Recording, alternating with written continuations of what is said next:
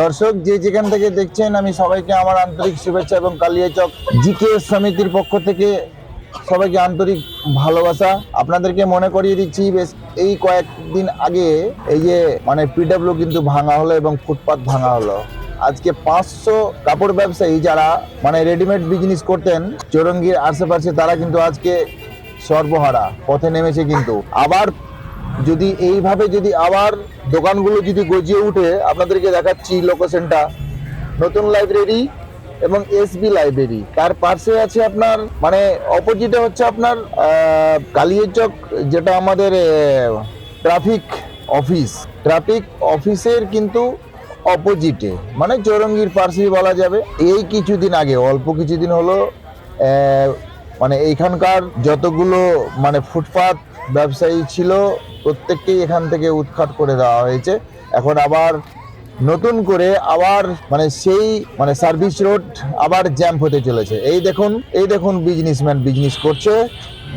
আপনার কমলা লেবু, এখানে দেখুন বিভিন্ন ধরনের বেকারির বিজনেস, এবং তারপরে দেখুন আবার কমলা লেবুর দোকান, ঠেলাই করে 4 চাকায় ঠেলাই করে কিন্তু আবার শুরু করেছে বিজনেস। তারপরে দেখুন আবার বেশ কয়েকটা বিজনেসম্যান কিন্তু আবার বসেছে। এরা কিন্তু সেই ঘর করে এর আগে বসেছিল, এখন কিন্তু আবার ঘর করার জন্য আবার কিন্তু প্ল্যান করছে।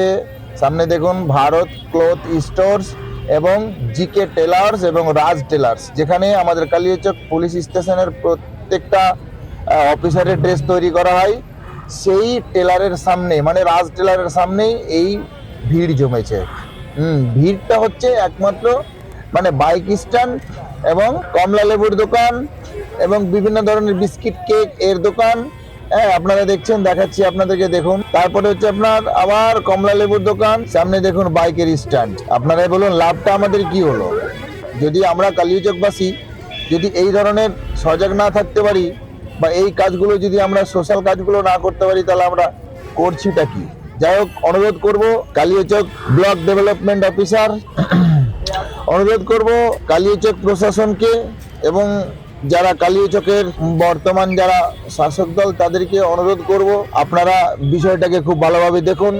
এটা আমাদের কালিয়াচকের ঐতিহ্য যেন নষ্ট না হয়, সেটার দিকে লক্ষ্য রেখে আপনারা কাজ করতে থাকুন। আবার সবাইকে ভালোবাসা এবং সবাইকে আন্তরিক শুভেচ্ছা জানিয়ে আজকের মতো ভিডিও এখানে শেষ করছি। পরবর্তী ভিডিওতে আবার দেখা হবে। এখন কিন্তু বর্তমানে আমাদের ঝাঁকুনি চলছে, এর পরবর্তীতে কি হবে এখন বলতে পারবো না, পরেই সেটা বলা যাবে। ধন্যবাদ।